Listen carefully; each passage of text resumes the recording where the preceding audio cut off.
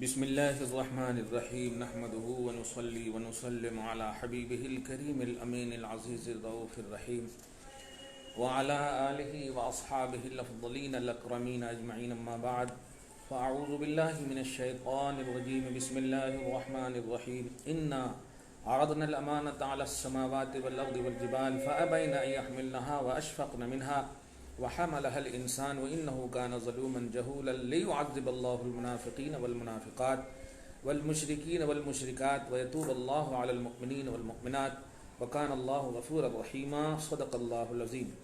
الصلاة والسلام عليك وعلى آلك وأصحابك وأهل بيتك يا رسول الله صلى الله تعالى عليك وعلى آلك وبارك وسلم. سورہ احزاب کی لاسٹ دو آیت کریمہ انشاءاللہ آج کے درس کا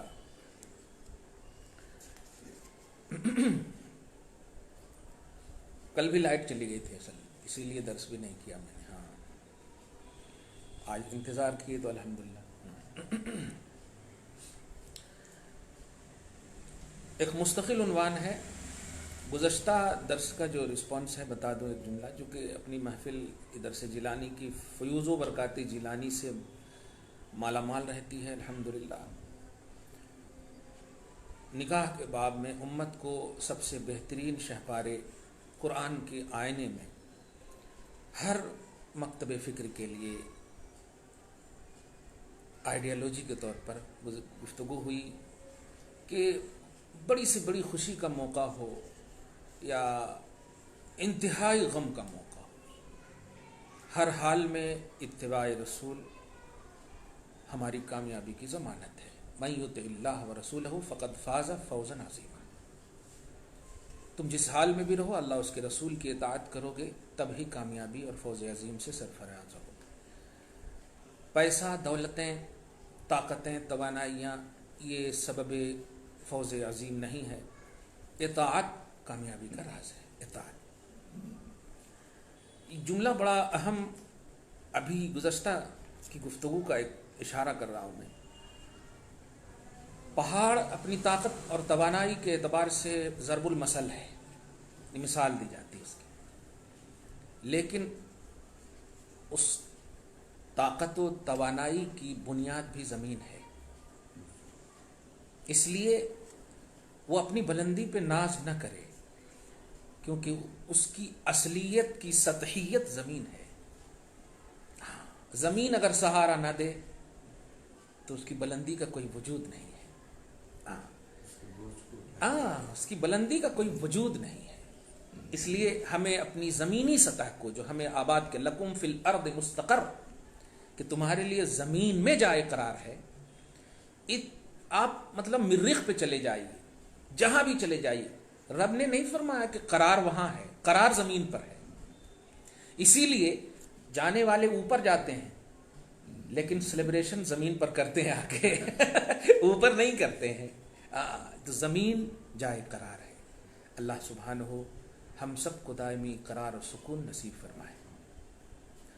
لاسٹ دو آیتوں میں پہلی آیت اس کی تمہید میں غوث پاک 5 لائن پر مشتمل ارشاد فرماتے ہیں.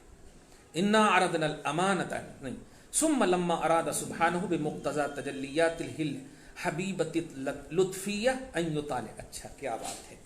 پھر اللہ سبحانہ نے اپنے محبوب اور لطیف تجلی کے تقاضے کے آئینے میں کیا چاہا؟ لطیف اور محبوب تجلی. تجلیات تو بہت ہیں، لا تعداد ہیں، لیکن اپنے محبوب تجلی کے تقاضے، یعنی اللہ کی تجلی کی محبوب تجلی ہے. تجلی تو قہر بھی ہے، اللہ کی تجلی عذاب بھی ڈالنا ہے صفت تو، لیکن محبوب کیسے ہو سکتی؟ تو محبوب تجلی کے تقاضے کے آئینے میں یہ چاہا. کیا چاہا؟ آگے دیکھیں کہ اس ذات کا مطالعہ کیا جائے یا اس کی ذات کا مطالعہ کیا جائے جو ذات کے جگ ظاہر آئینے میں کمال کی صفتیں رکھتی ہیں. جملہ بڑا اچھا نکلا غوث پاک کے کرم سے. جگ ظاہر کے آئینے میں، چھپے آئینے میں نہیں، جگ ظاہر مرآہ مجلوہ کا جملہ غوث نے استعمال کیا، چلیے جگ ظاہر ترجمہ کیا. آئینے میں کمال کی صفتیں اپنے اندر رکھتی ہیں، ایسی ذات کا مطالعہ ہو، یہ رب نے چاہا. اور تصیر نائبتن عنہا خلیفتن لہا، وہ ذات یا اس ذات کا کوئی نائب ہو، اس ذات کا کوئی نائب ہو. کس نے چاہا؟ اللہ نے چاہا. اور خلیفتن لہا، اس ذات کا کوئی خلیفہ ہو. یتراءى فیہا جمیع اوصافہ و اسماء الذات علی ما اشار الیہ الحدیث القدسی. اور جس خلیفہ کے اندر اس ذات کے تمام اوصاف اور کمالات یا اس ذات کی ذاتی وصفیں دکھیں، جس کو دیکھنا ہو کہ ذات رب کیا ہے، صفات رب کیا ہے، اس ذات کا مشاہدہ ہو جائے اور بس یقین کامل ہو جائے کہ رب وہی ہے. علامہ اشار الیہ الحدیث القدسی. کیا بات ہے غوث پاک، جیسا کہ حدیث قدسی اس طرف اشارہ کرتی ہے. وہ حدیث کیا ہے؟ وہی کنت کنزم مخفیہ، میں چھپا ہوا خزانہ تھا. فاحببت ان اعرف، میں نے چاہا کہ میں پہچانا جاؤں. فخلقت نور محمد. کیا بات ہے، سبحان اللہ. خیر، تو حدیث قدسی کا اشارہ سمجھ گئے ہوں آپ الحمدللہ. تو کیا کیا؟ عرض سبحانہ امانت الخلافت والنیابہ. تو اللہ پاک نے ساری مخلوقات کو بلایا، اور بلانے کے بعد خلافت اور نیابت کی امانت. اب دیکھیے امانت سے کیا مراد.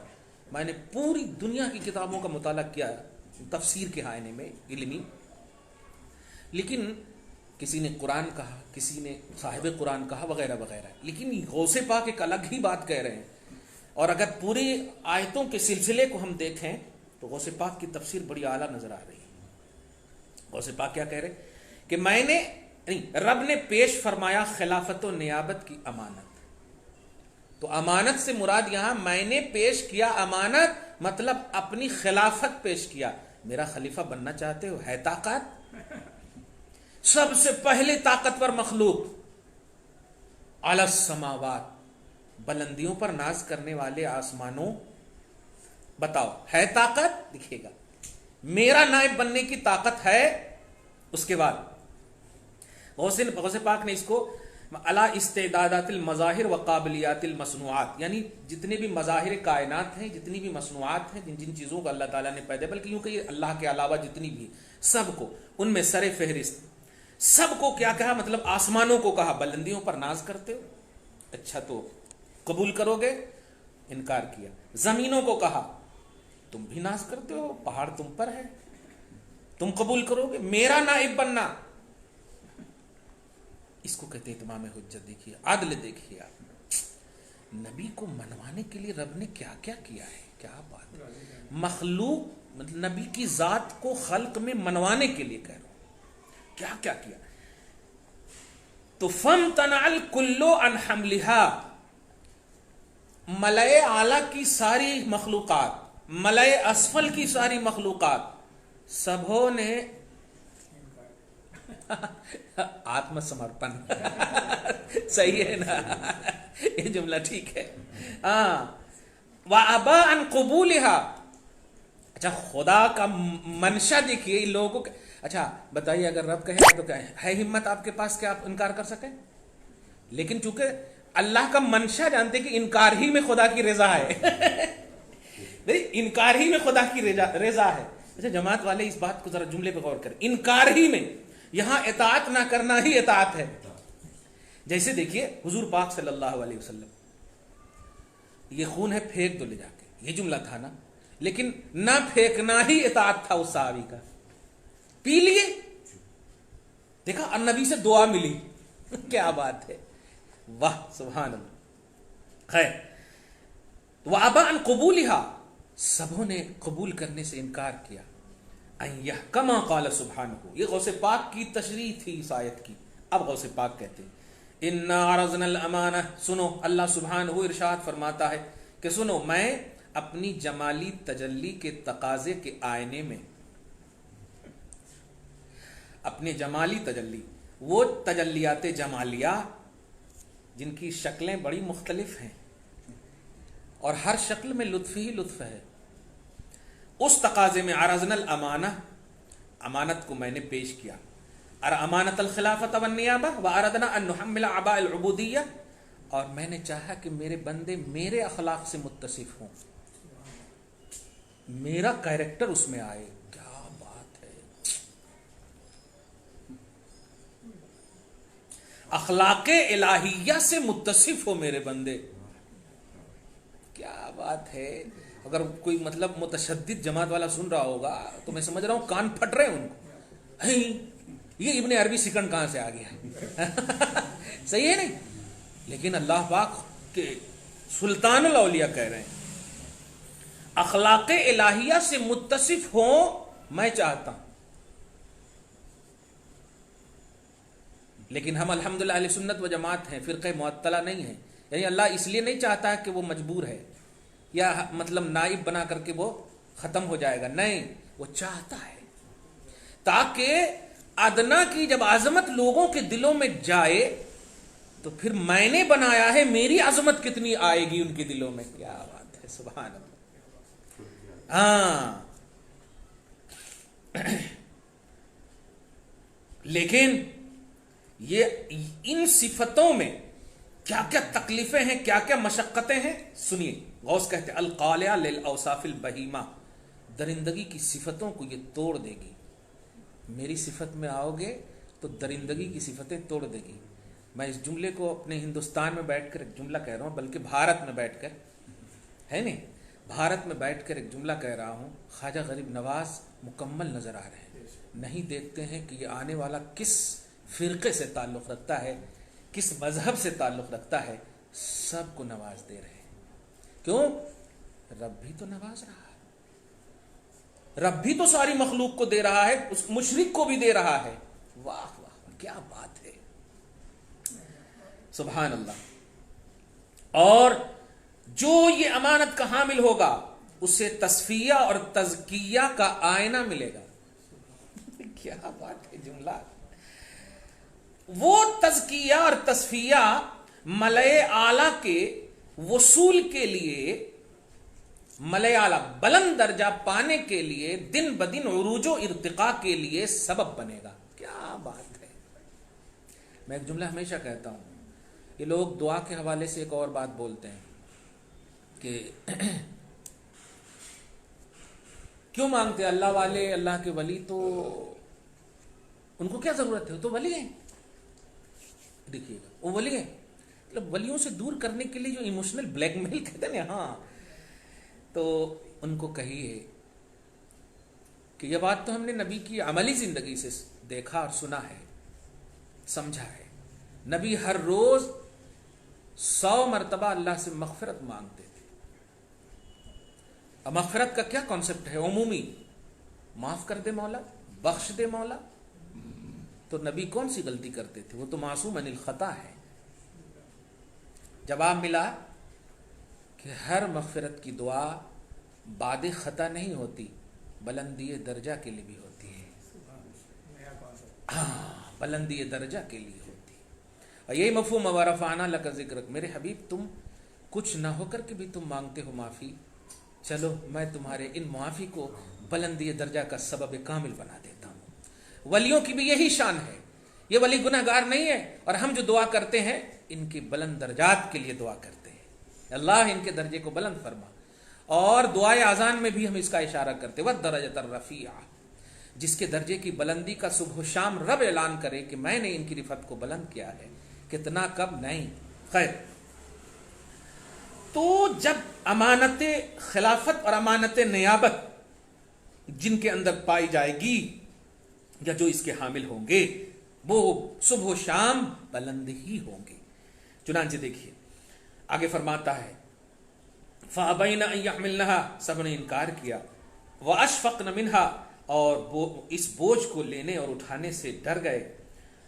اللہ یفین حق کہا کہ کہیں اس امانت خلافت کا حق فنا نہ ہو جائے مجھ سے. کیا عدل و انصاف دیکھیں. بندوں کو جب بلندی ملتی ہے نا تو تواضع اور انکساری ان کے دامن اور چولی کا ایک دم رشتہ رہتا ہے, کبھی نہیں تواضع انکساری. یہی سبب ولایت ہے کہ جو جتنا اعلیٰ ولی ہوگا اتنا ہی وہ جھکے گا.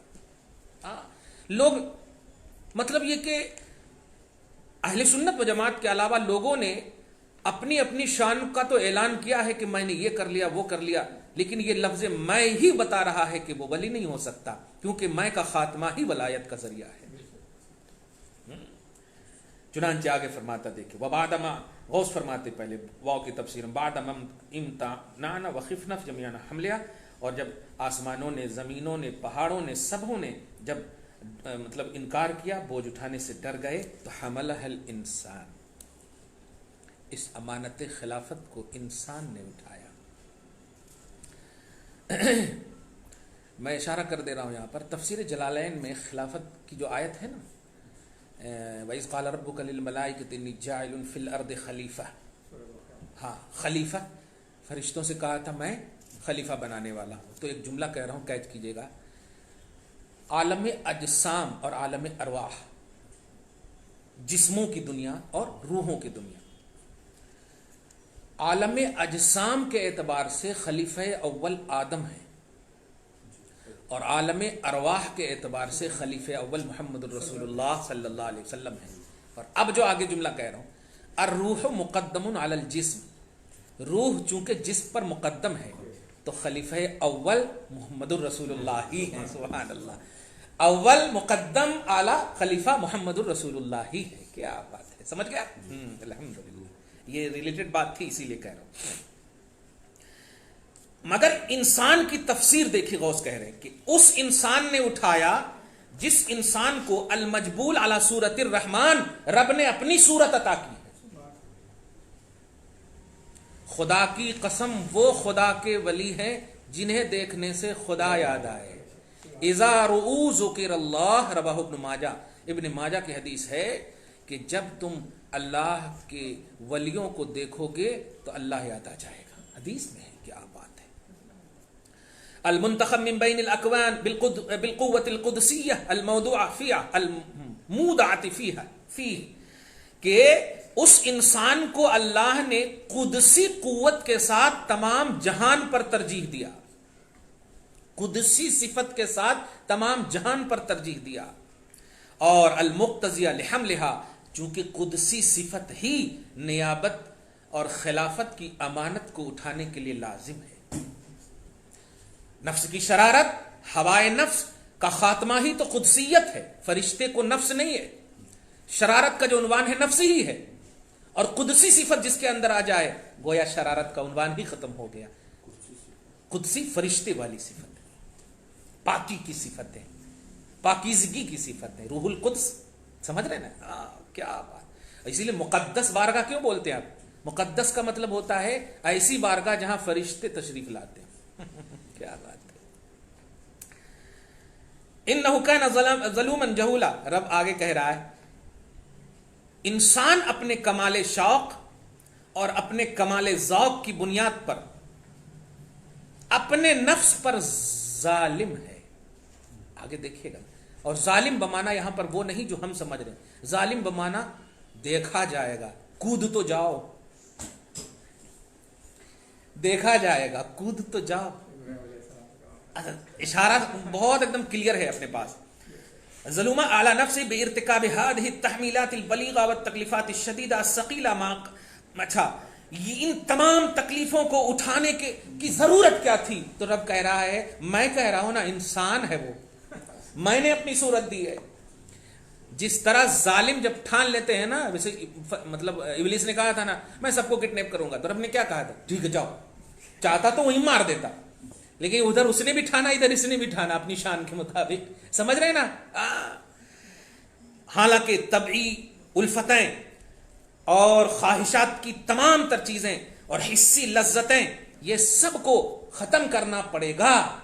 وہ جانتا ہے کہ امانت خلافت آسان نہیں ہے. اس کی چھوٹی سی جھلک, قریب بھی نہ جانا درخت کے, قریب بھی نہ جانا درخت کے, کیونکہ قربت اگر درخت سے کرو گے تو جس بیس پر میں تجھے عالم اجسام کا خلیفہ بنانے والا ہوں وہی تو ہے کہ تمام حسی خواہشات کو ختم کرنا ہے. گئے اور ہوا بھی کیا؟ خیر. جہولا، بے شک انسان ظلومہ بھی ہے جہولا بھی ہے. جہولا کی تفسیر میں یعنی عالم ناسوت، سمجھ رہے ہیں نا، عالم ناسوت. ایک نئی بات بتاؤں غوث پاک کی تفسیر کے آئینے میں، ناس کا کیوں کہتے ہیں لوگ کو؟ ناس یہ نسیان سے ہے. نسیان کا معنی ہوتا ہے بھولنا. یہ جو عالم ناس میں ہم لوگ جیتے ہیں نا، ناسوت میں، تو انسان کو ناس اسی لیے کہتے کہ انسان کے اندر بھول کی صفت رکھی گئی ہے. کیا بات ہے! اس کا مطلب یہ کہ ہم فخر سے کہہ سکتے مولا میں ناس ہوں نا، یعنی بھولنے والا ہوں، اور تو نے یہ بنایا ہے. کیا بات ہے! ہاں، واہ واہ واہ.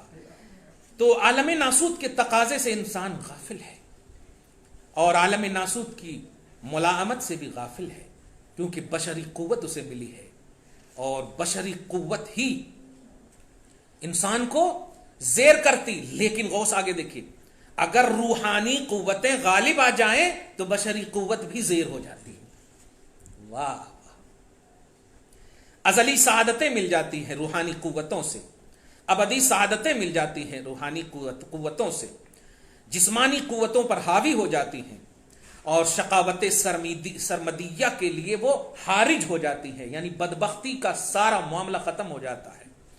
تو چونکہ بشری قوت جب حاوی ہو تو نہیں، اس لیے میں نے امانت خلافت کے لیے جو چوائس کیا، انسان کو چوائس کرنے سے پہلے قوت قدسی عطا کیا، تاکہ ساری خواہشات ناسوتی، جسمانی قوتیں، ان سب پر وہ حاوی ہو، اور پھر میرا انتخاب سبب اعتراض نہ ہو. کیا بات ہے! عدل کا ڈنکا دشمنوں میں بھی بجے. کیا بات ہے! چنانچہ کہا تھا نا فرشتے نے، اے اللہ نحن نسبح بحمدک ونقدس لک، تیری تسبیح ہم کرتے ہی ہیں، تیری تقدیس ہم کرتے ہی ہیں، اور کچھ اور کام ہے ہی نہیں. اس کو بول رہا جو لڑائی کرتے، جن کے اندر یہ وصف ہے. تو اللہ پاک نے کہا انی عالم ما لا تعلمون. ایک ہی جملہ کہا، جو میں جانتا ہوں وہ تم نہیں جانتے. اور ہوا بھی ایسا، چھوٹی سی جھلک دکھایا. یہ بتاؤ کیا کیا نام ہے؟ کچھ نہیں بتا سکا آدم علیہ السلام. ابھی اگر پوری ہسٹری بتا دیتے تو کیا ہوتا. ہاں خیر. غوث پاک نے ایک دعائیہ جملہ یہاں پر کہی، رزقنا اللہ المنعم المفضل اللہ نظلم علی نفوسنا. ہم اللہ سے دعا کرتے ہیں، ہم انعام دینے والے رب سے، فضل عطا کرنے والے رب سے دعا کرتے ہیں کہ وہ ہمیں اپنے نفسوں پر ظلم کرنے والا نہ بنائے. غوث پاک کی یہ دعا ہے بیچ میں. اور ہمیں نفسوں کے تقاضے سے بچائے رکھے، ہمیں نفسوں کی آرزوؤں سے بچائے رکھے، واسطہ اس کے جود و سخا کا. کیا بات ہے! یہ غوث پاک کی دعا ہے. ان امانتوں میں سے انسان پر ایک اور بھی کچھ امانتیں رکھی ہیں جو غوث پاک بتا رہے ہیں. کیا بات ہے! امانت خلافت ہی نہیں بلکہ حفظ السرائر، رازوں کی حفاظت کرنا، اسرار و رموز الہیہ کی حفاظت کرنا. اگر ولی عطا نہ کرے تو اس راز کو تم اپنے اعتبار سے مت سمجھو، وہ اللہ پاک سے لیتے ہیں پھر آپ کو دیتے ہیں. اور راز الہیہ کو چھپانا اس کی ذمہ داری، بچانا اس کی ذمہ داری ہے. تمہیں اس لائق نہیں، ہمیں اس لائق نہیں سمجھ رہے ہیں. تو سرائر کی حفاظت، آداب کی رعایت، حقوق کی رعایت، مرد اور عورتوں کے حقوق کی پاسداری کرنا بھی ولیوں کی ذمہ داری ہے اور خدا کے خلیفہ کی ذمہ داری.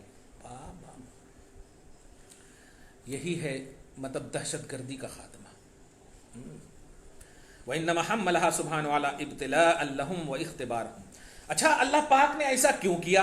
سوال ہے. امانت خلافت کیوں؟ یہ دوسری آیت میں، ایک آیت ہو گئی، دوسری آیت، تاکہ اللہ حکیم منافق مردوں اور منافق عورتوں کو آزمائے. ہاں، منافق مردوں، منافق عورتوں، اور اس کے بعد مشرک مردوں اور مشرک عورتوں کو آزمائے. ایک جملہ کہوں، کیچ کیجیے گا. بلندی کی ابتدا ہے ابتلا. پہلے لفظ کیچ کیجیے، پھر بعد میں پوچھیے گا ابتلا بولے تو کیا. بلندی اور معرفت ربانی کی، قرب مولا کی ابتدا ہے ابتلا، اور انتہا ہے شہادت. مجموعے کا نام ہے حسین. مجموعے کا نام ہے حسین. ابتلا بولتے آزمائش. بلندی کی ابتدا ہے آزمائش اور انتہا ہے شہادت. اب بھی کوئی پریشانی ہے قبولیت شہادت میں؟ کوئی قوم ایسی نہیں ہے اللہ کی جو خوشی خوشی شہادت کو قبول کرنے والی ہو. ہر قوم موت سے ڈرتی ہے. ایک مسلم قوم ہے جو موت کو سینے سے لگاتی ہے اور خوشی خوشی لگاتی ہے. کیا بات ہے، الحمدللہ. تو اللہ تعالیٰ کن کو آزمائے؟ دھیان دیجیے گا، آزمائے بمانا یہاں عذاب دینا ہے. منافق مردوں کو، منافق عورتوں کو، مشرکوں کو، مشرکات کو. ایک اشارہ کر رہا ہوں، دیکھیے گا. منافق اتنے ڈینجر ہوتے ہیں نا کہ اللہ پاک کے یہاں وہ مشرک سے بھی مقدم ہے. بتائیے، اس سے ایک عقیدہ یہ بھی مل رہا ہے ہمیں کہ جو لوگ کہتے ہیں شرک معاف نہیں، شرک معاف نہیں، ذرا ترتیب قرآن کو دیکھو. پہلے منافقوں سے تو امت کو بچاؤ، نفاق سے امت کو بچاؤ، شرک کا کانسیپٹ بعد میں ہے، کیونکہ وہ ہم میں موجود ہوتا ہے، ہم سمجھ نہیں پاتے. مشرک تو کھلا ہے. تو نفاق کا کانسیپٹ مقدم ہے شرک پر. امت کو سب سے پہلے نفاق سے بچاؤ، امت کو سب سے پہلے منافقت سے بچاؤ. آگے فرماتا ہوا یتوب اللہ علی المؤمنین والمؤمنات، اور اللہ مومنوں پر رحم کرنے کے لیے، مرد عورت پر رحم کرنے کے لیے. ایوفقہم علی التوبۃ والانابہ، یعنی اگر مومن مرد یا عورت سے کچھ چوک ہو جائے تو اللہ کی بارگاہ میں وہ جھک جائے اور اللہ انہیں جھکنے کی وجہ سے توفیق دے دے. یاد رکھیے گا، توبہ کی توفیق جب تک نہیں ملے گی توبہ نہیں کر سکتے آپ. اور توبہ کی جب توفیق مل جائے گی تو قبولیت پر یقین رکھیے. جو لوگ گناہ میں ملوث ہیں، مسلسل گناہوں میں ملوث ہیں، اس کا صاف مطلب ہے کہ انہیں توبہ کی توفیق نہیں. اور رب نے کہا یتوب اللہ علی المؤمنین والمؤمنات، مومنوں سے وعدہ ہے کہ اگر وہ جھکیں گے تو میں اسے توبہ کی توفیق دوں گا. کیا بات ہے. اگر کچھ خیانت ہو بھی جائے، کچھ عدم وفا ہو بھی جائے امانت میں، حقوق اللہ اور حقوق العباد کی پاسداری میں، تو میں معاف کر دوں گا اگر وہ جھک جائے. کیا بات. ہوتا بھی تھا نا ایسا. حضرت نبی اعظم صلی اللہ علیہ وسلم کی بارگاہ میں، حضرت عمر کی بارگاہ نے عمر ابن خطاب کے زمانے میں ایک صحابی کو بھیجا تھا نا عمر ابن خطاب نے نبی صلی اللہ علیہ وسلم کہ جاؤ کہنا کہ امت ہلاک ہو رہی ہے. تو وہ گئے تھے اور حضور کی بارگاہ سے آواز آئی تھی کہ جاؤ عنقریب بارش ہوگی، قحط کے زمانے. اور مگر ایک جملہ کہنا عمر کو کہ وہ مطلب دانائی سے کام لے. تو عمر ابن خطاب نے اس وقت کہا تھا، اے اللہ میں تو حد تک دیکھیے گا، ہاں حتی الامکان کوشش کرتا ہوں کہ تیری امانت میں خیانت نہ ہو، لیکن میں بندہ ہوں مولا. یہ دیکھیے اعتراف، دیکھیے جھکنا، دیکھیے اسی کی طرف اشارہ کر رہے ہیں کہ جب ایمان والا کچھ ہو بھی جائے اور جھک جاتا ہے تو میں اس کو قبول کر لیتا ہوں. واہ بیسٹ مومن کی علامت بتائیے. وکان اللہ غفور الرحیمہ، اور بے شک اللہ بخشنے والا ہے، رحم فرمانے والا ہے. غوث نے آخری میں بھی ایک جملہ کہا ہے، رب اغفر وارحم وانت خیر الراحمین. اے اللہ ہمیں بخش دے، ہم پر رحم فرما، کیوں کہ تو ہی سب سے بہتر رحم فرمانے والا ہے. بس ہم اسی دعا پر آج کی اس پوری گفتگو کو ختم کرتے ہیں. اللہ تعالیٰ اس دعا کو جس طرح کل زبان غوث سے نکلی اور قبولیت کا پروانہ عطا کیا، مولا ہمیں بھی غوث پاک کی غلامی کے صدقہ طفیل میں عطا فرما، ہمیں مغفرت عطا فرما، رحم عطا فرما. تو ہی بہتر رحم فرمانے والا ہے. وصلی اللہ تعالی علی خیر خلقہ محمد وآلہ واصحابہ اجمعین برحمتک یا ارحم